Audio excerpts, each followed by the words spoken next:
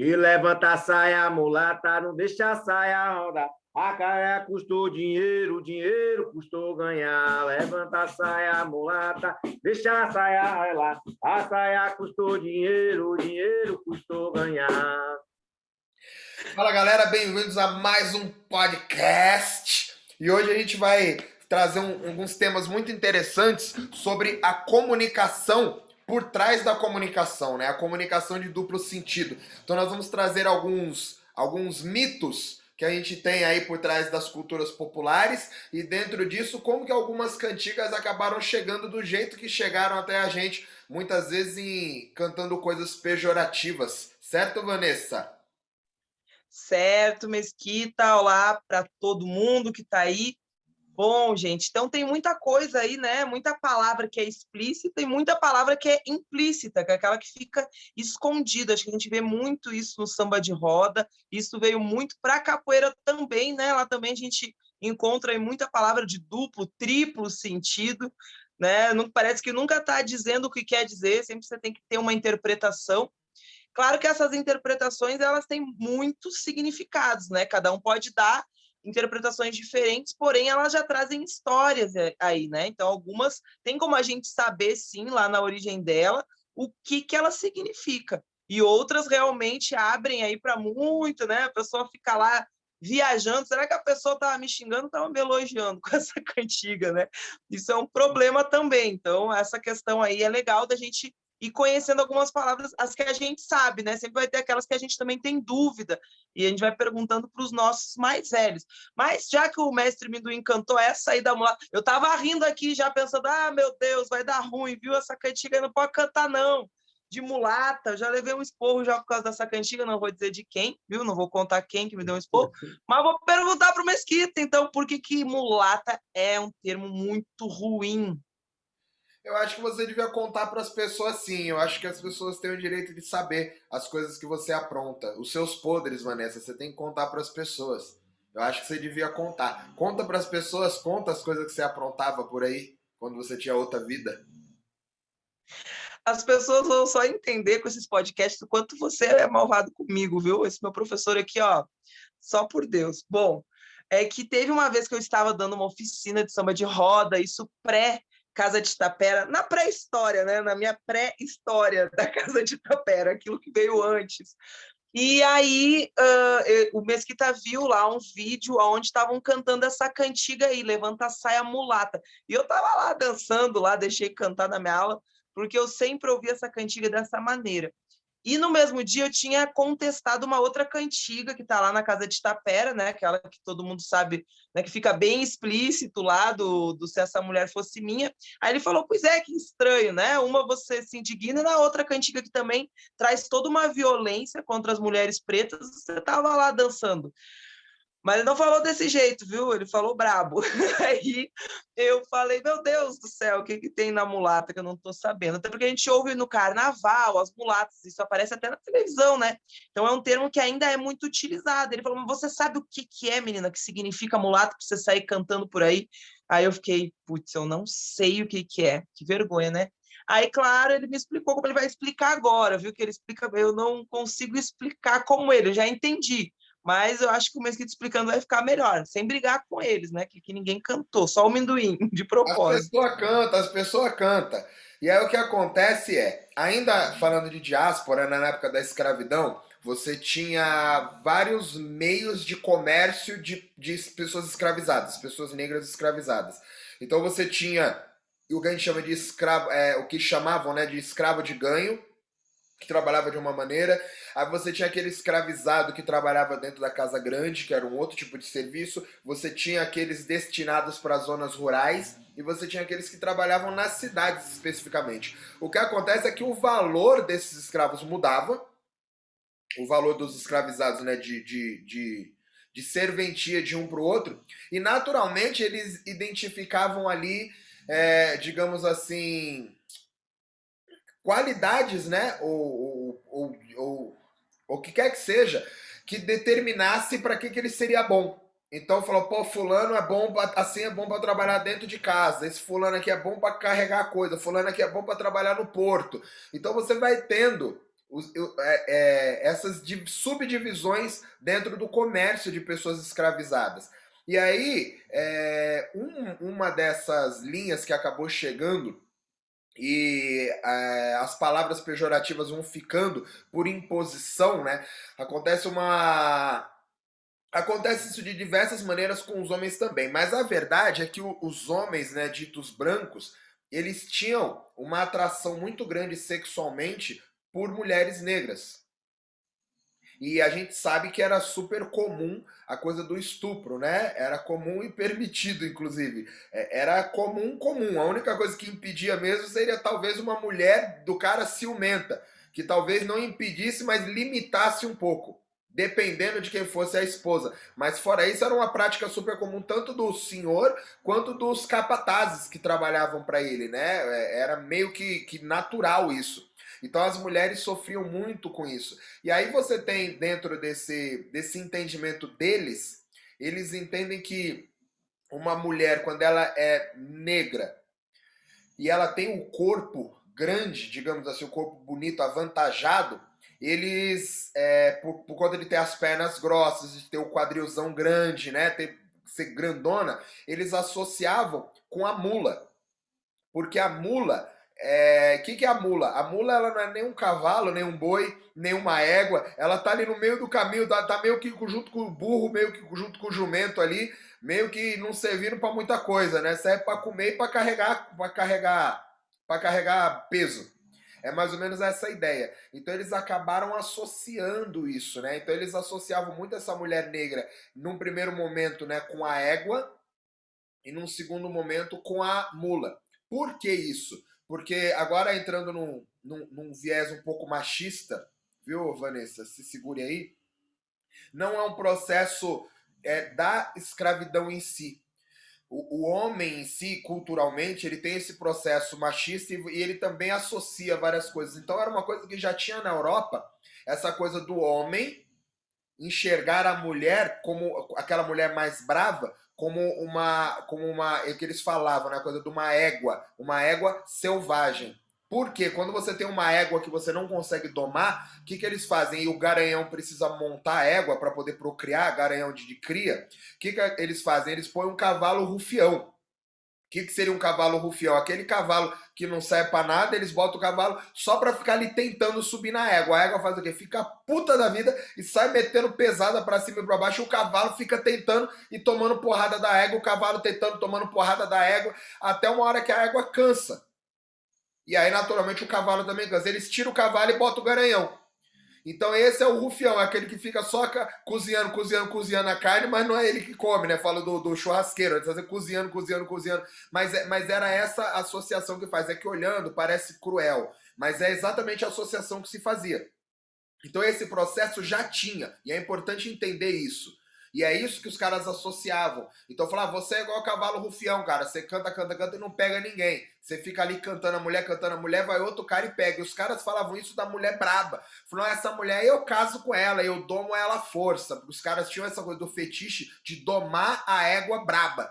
Falaram, a égua, depois que monta nela, ela fica mansinha. Então isso é europeu, tá? Então isso era um processo que já tinha. E naturalmente isso chegou nos Estados Unidos também.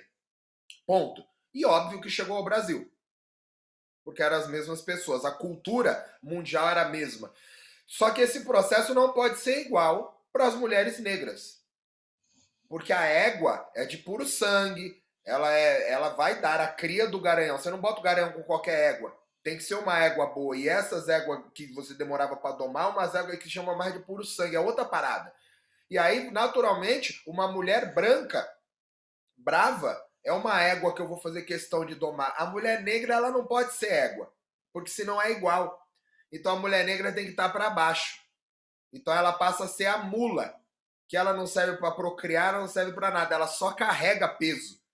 Essa é a parada. Então quando eles pegavam as mulheres negras que tinham esse corpo mais avantajado, eles associavam a mula.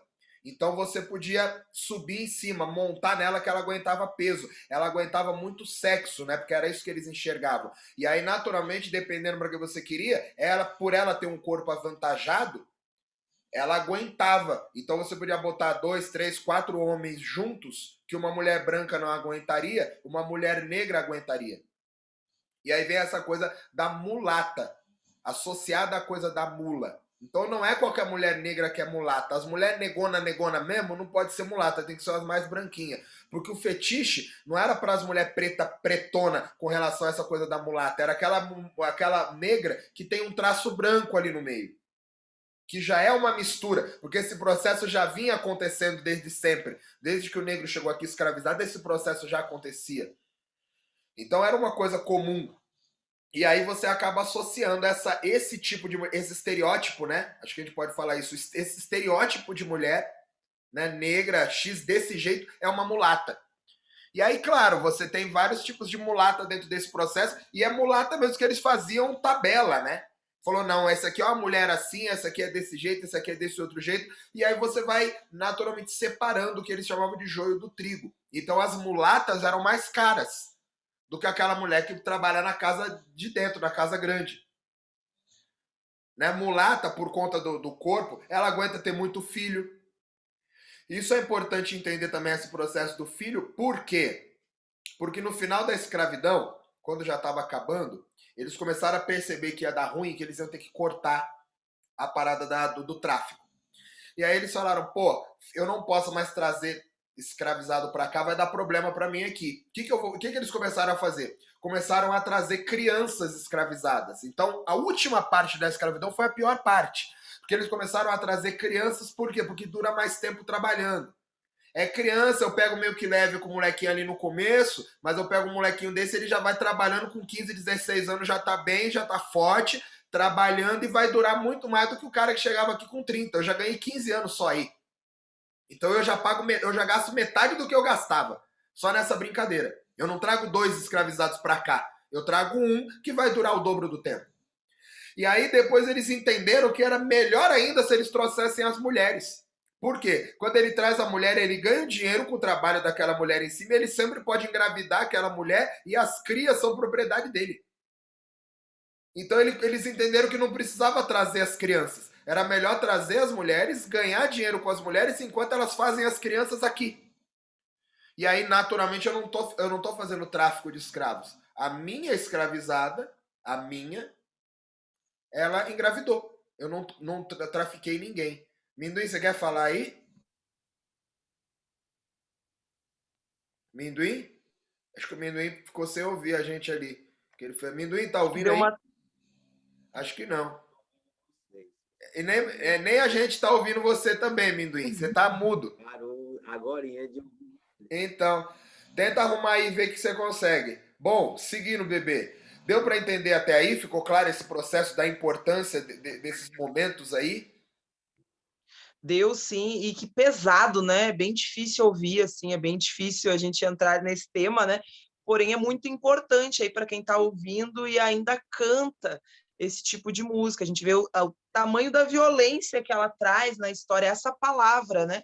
A gente conversou esses dias, o mestre Amendoim disse que cantava usando outras palavras melhores, né? Como comadre, morena, né? Para colocar ali, porque mulata realmente. E sabe que até hoje, eu vou falar que hoje a Chayane não está, né? Enquanto mulher preta, então eu vou falar, mas até hoje existe, até no meio da medicina, a crença de que as mulheres pretas aguentam, por exemplo, mais o parto normal, né? Existe uma resistência em anestesiar ou dar analgesia em mulheres pretas no Brasil. Isso já é comprovado por números aí, por pesquisas, né? Não é alguém achou, alguém está falando, é baseado realmente em pesquisas reais, onde algumas equipes ainda acreditam, aquela ali aguenta. Se eles têm que escolher entre uma mulher branca e uma mulher preta para dar uma analgesia no parto normal, né, ou até mesmo uma anestesia, eles optam pela mulher branca, porque ainda se acredita nisso, de que a mulher preta sentiria menos dor. Isso é muito cruel, e a gente vê de onde é que vem, né? Ainda vem disso, aí desses resquícios da escravidão, como se o corpo preto fosse diferente, sentisse menos dor, né? Tivesse uma sensibilidade diferente aí. E esse termo acabou se popularizando, né? Sim, e isso é o que a gente chama de intrínseco, literalmente, né? Do racismo intrínseco aí dentro da gente. Literalmente, as pessoas só reproduzem sem nem saber, e eles jamais teriam como saber se não forem atrás, porque essa é a história não contada, né? Então, jamais você teria como ter acesso a esse tipo de informação. E Galera, as próprias voltei a escolas de ouvir, viu? samba. Que foi, Oi, Amendoim? mestre. Eu voltei a ouvir vocês, só para avisar. Ah, é que aquela hora você fez assim no ouvido, achei que você queria falar, mas você estava falando que não estava ouvindo, né? Eu não estava ouvindo vocês, mas voltou aqui. Você estava falando, bebê, das escolas de samba. As escolas de samba utilizam esse termo assim, tecnicamente ali, né? As mulatas, né? E é tão complicado. Na verdade, não é complicado, é estrutural e é fácil entender também. Porque, como eu disse lá atrás, a mulata, esquece agora o corpo, tá? Pensando na cor. A mulata, ela é mais branquinha um pouquinho. Era essa, tem uma regrinha ali. Então, ela é mais aceita, né, pelos brancos. Então, acaba sendo status de toda mulher negra durante uma época pós-escravidão você ser mulata. Que entra naquela coisa que todo mundo já deve ter ouvido, você não, porque você é russa, né, minha filha? Mas tirando esse caminho da minha família, por exemplo, né? Falou, você é mais escurinho um pouquinho, falou, vamos clarear esse lado da família aí. Isso é muito comum, você nunca deve ter ouvido, mas o meu amigo, a cara do Minduim, ouviu ou não ouviu, Minduim? Isso aí não é comum? Várias vezes, em vários lugares, eu já ouvi falar desse negócio. E aí, não vai deixar, vai escurecer a raça e não sei o quê, vai enfraquecer. Isso aí eu já ouvi assim, em várias situações diferentes. E pessoas até soltas, assim, tipo, você está num lugar e a mesa do lado e as pessoas falarem sobre isso e você fala, putz, olha onde a galera está com a cabeça ainda.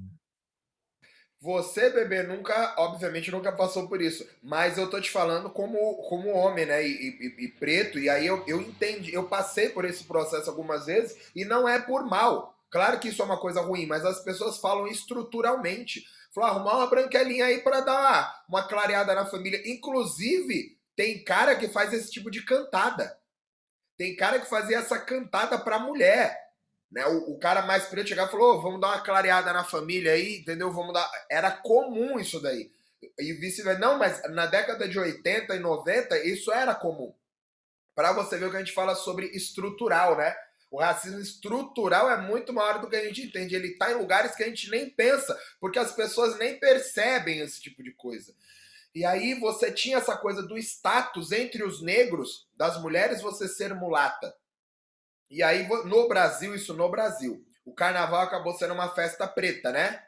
Não é africano, não é mais o carnaval no Brasil, ele é entendido pelo povo preto, que faz a festa. Então, quando as mulheres começam a ganhar o carnaval, eles começam a ter o destaque dos blocos carnavalescos. E o destaque dos blocos carnavalescos era das mulheres bonitas que vinham à frente. Né? E normalmente eram as pessoas pretas, você não tinha muito branco participando ali na festa da rua, os brancos estavam sempre assistindo nos lugares mais altos, né? Porque não se misturavam mesmo, existia uma segregação não oficial, velada, sempre teve, todo mundo sabe disso. Então quem estava lá embaixo era todo mundo preto. Entre esses pretos todos aí, a gente vai botar uma pretinha mais branquinha, que é para poder ganhar uma nota melhor ali no meio, para ficar colocado. E aí você começa a ter esse entendimento de uma outra maneira. Claro que você vai colocar, então, quem eram as mulheres que iam à frente? Eram as mulatas. E no começo elas não ficavam sem roupa. Todo mundo tinha fantasia. Só que a coisa da mulata começou a remeter em mostrar o corpo. E aí, quanto mais você. Isso demorou anos, né? A gente está fazendo uma ordem cronológica de vários anos contada em 1 minuto. Mas com o passar dos anos, você foi expondo cada vez mais o corpo. Você foi expondo o corpo, você vai expondo o seu corpo, você expõe seu corpo. E aí, como que você expõe? Você vai tirando as peças. Vai tirando, vai tirando. E aí você começa até aquela coisa, não pode ser a mulher muito preta, você tem que ser a mulher mais clarinha. E aí por quê? Porque tem o corpo bonito e aí aquilo começou a, quando o carnaval se estruturou, aquilo começou a ter nota. Então você já tem as pessoas certas, quem é que você vai colocar à frente da escola de samba. Não é mais a madrinha da bateria, não, é a mulata que vem à frente. E depois de um tempo, essas rainhas, as madrinhas, começaram a também tirar a roupa e expor o corpo. Por quê? Porque o carnaval né? Esse carnaval de samba, de bloco de escola de samba, de bloco e de escola de samba, é um carnaval que é moldado nesse circuito. Então ele não está errado, porque ele é um carnaval moldado nisso, porque a ideia de quando esse carnaval se estrutura é que você tira a roupa e põe adereços, e você põe tinta no lugar disso. Então a brincadeira passa a ser, não é mostrar. Você pode ver que não tem mulher pelada, não tem. A parada, não, pelada não tem ninguém sem roupa. Mas é como você vai esconder aquilo de uma maneira mais criativa. Então você põe tinta, aí tem o tapa-sexo hoje, né? Mas você põe a tinta para esconder com os adereços. Então tá à mostra, mas tá escondido estando à mostra, porque tudo compõe uma coisa só. Faz parte de como esse carnaval foi moldado e tá intrínseco também em mostrar o corpo dessas mulatas que vem vindo. E aí com o tempo as mulatas viraram passistas, né? Elas acabaram aprendendo a sambar mesmo, porque isso começou a dar nota. Então, e aí, com o tempo, naturalmente, essas mulheres começaram a se preparar para ir para a escola de samba, porque isso começou a dar dinheiro. E aí começou a dar dinheiro, a mulher vai cuidar para ter o corpo, o que a gente chama esteticamente de bonito dentro de um padrão X de beleza. Né? Que é a mulher com a perna toda torneada, com a bunda grande, com a barriga trincadinha. Então, a mulher começou a se preparar para aquilo. E aí, aquelas mulheres com os peitão grande que sempre teve, passou a não ter mais. As mulheres começam a botar silicone de um peito tamanho X, passou a não ser mais aquela coisa natural e começaram a se preparar para aquilo. Tanto que você cresceu vendo isso daí, eu tenho certeza, porque eu também amendoim também, e para mim era normal, o processo da Globeleza. A Globeleza, o que era a Valéria Valença, né? Ela era a Globeleza. O que é a Globeleza? É a mulata da Globo. Puta que me pariu! Então você tinha esse processo. E depois que ela saiu, eles puseram outra mulata. E qual que era a brincadeira? A brincadeira é que ela entrava sem roupa nenhuma e os caras pintavam e realmente parecia que ela estava com roupa. Não parecia de verdade. Você via aquilo, não era. Tanto que a mulher ia pelada várias vezes por dia, nua, e na televisão aberta com criança vendo, mas realmente quando você olhava, parecia que ela estava de roupa. Ela estava mostrando, mas não estava. Era uma parada muito louca. E aí entra a arte do carnavalesco, do cara que fez a pintura. E aí vira um mercado gigantesco que acaba funcionando dessa maneira. E aí criou-se um mercado que hoje é a maior festa de céu aberto do mundo, que é o carnaval. Olha que parada muito louca, baseada em cima de uma coisa estrutural, né? Pois é que talvez ali no carnaval não seja exatamente o lugar onde a gente possa buscar, né, digamos assim, uma linha de respeito, assim, né? Eu acho que a ideia não é essa, né? A ideia ali é o brincar o carnaval mesmo, galera, igual você falou, sem roupa.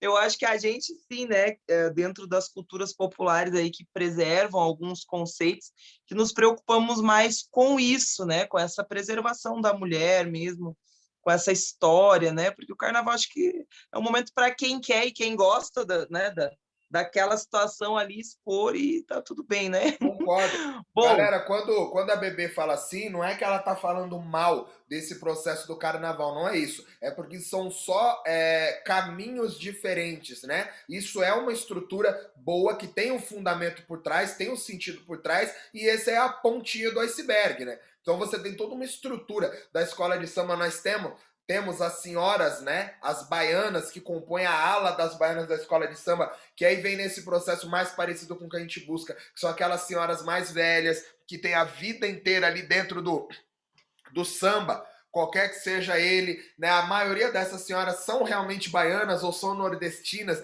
que já vem nesse processo, ou são descendentes, né? A maioria dessas senhoras negras. Então você tem um fundamento muito grande por trás, e aí você tem aquela coisa num outro processo ali também, do mestre Sala com a porta-bandeira, que também é uma coisa muito legal, né? Que vem da coisa do mestre Sala, que eu não sei nem se era mestre Sala, com a porta-estandarte, que nada mais é o cara da capoeira que ficava ali fazendo os passos em volta, mostrando habilidade nos pés, mas na verdade protegendo a mulher que tá com o estandarte. Mas olha como é legal isso daí, ó. Olha o fundamento.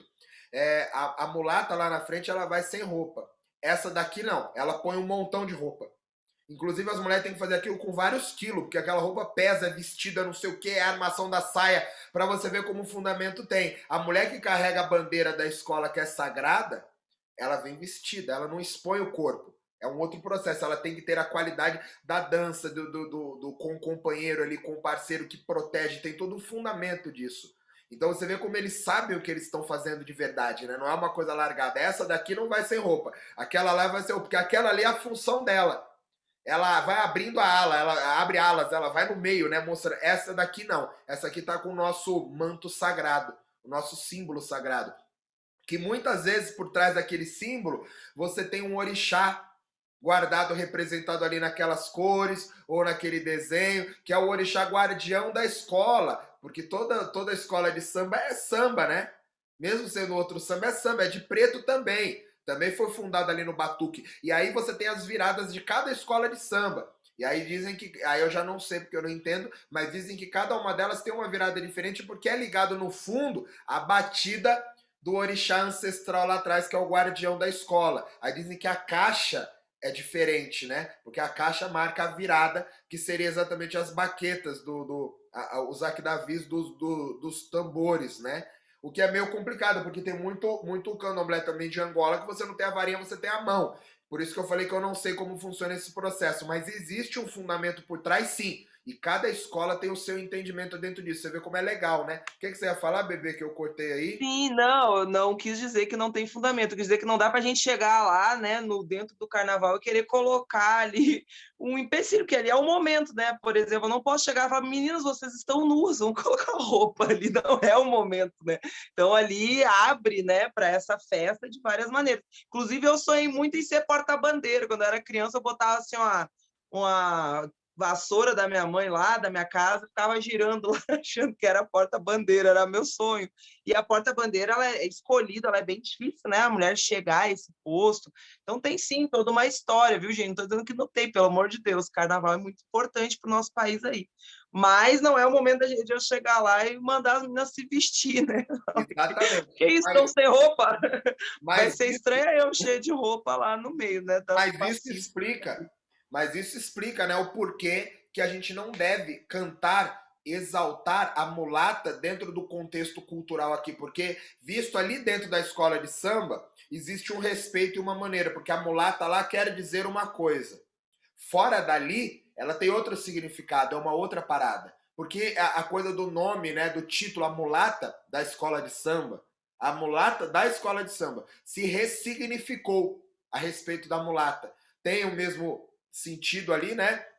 Porém, ela se ressignificou. Quando ela vai para fora, quando não está lá dentro, ela ainda continua com aquele mesmo carrego ancestral que estava lá atrás. Então é importante a gente entender, e foi legal esse bate-papo para as pessoas entenderem o porquê não é legal, e o porquê não é saudável, né? E porquê é uma falta de respeito para com a mulher que está sambando ali no meio. Aí é muito de como a mulher se enxerga, né? Falou, pô, eu tô sambando e o cara tá me chamando de mulata, cara. Entendendo tudo isso aí que eu tô entendendo, eu acho que não é legal. Eu acho que eu vou querer. Eu não ia gostar. E por outro lado, né, então essa cantiga aí da mulata, ela vem trazendo algo que não fica explícito para quem não estudou a história, para quem ainda não ouviu esse podcast, né, para quem não tinha contato. Agora tem outras que parece uma coisa, mas é outra, né? Então tem uma vez que eu achava um absurdo até ouvir a explicação, que é tem uns mestres antigos que cantavam, né? Sai, sai, sai, ô piranha, saia da lagoa. Meu Deus do céu, mas como pode? Jesus, estou chamando de piranha, que isso? Se eu tivesse. Nunca cantaram quando eu estava, né? Mas eu pensava, meu Deus, como assim vai chamar a mulher de piranha? E aí, Minduim, o que para vocês aí, a piranha, você sabe dessa história aí Bebê, do significado antigo? bebê, peraí. Oi. Vou ter que dar uma cortada porque não vai dar tempo, não. Isso vai ter que ficar para o próximo podcast. Ah, então vamos deixar para o próximo. É a vida. E o amendoim ficou até triste, ó. Puta merda. Falou, pô, o Mesquita falou pra caramba o podcast inteiro. Na minha vez de falar, ele vai lá e corta. Acho que pro próximo vocês vão fazer sem me chamar, né? Falou, ó, o amendoim vai ligar pra bebê. Falou, bebê, vem cá, bebê, vem cá. Não chame Mesquita, não, porque a última vez ele ficou falando muito e não me deixou falar. Pô, desculpa, Pergunta viu, primeiro para mim, depois para ele, senão lascou. pois é, desculpa, viu, Minduim? Eu sou assim mesmo. Ó, então Não, vamos mas assim, deixar eu acho combinado para o próximo interessante, Minduim falar. O que foi, Minduim? mas assim, eu acho interessante a gente às vezes parar para falar sobre esses temas, essas questões, né? Porque são coisas que fazem parte da história, são coisas que, por muitas vezes, e muitas pessoas falam e fazem sem sentir, né? Sem pensar nesse assunto, e talvez a gente, falando mais sobre ele, as pessoas possam, pelo menos, começar a refletir sobre o assunto e começar, né, a exercer do conhecimento para não ter esse problema, né? E sem contar que fica outro podcast para falar sobre as outras palavras. Aí é com amendoim. Bom, vamos embora então. Gente, valeu, muito obrigado. Fui!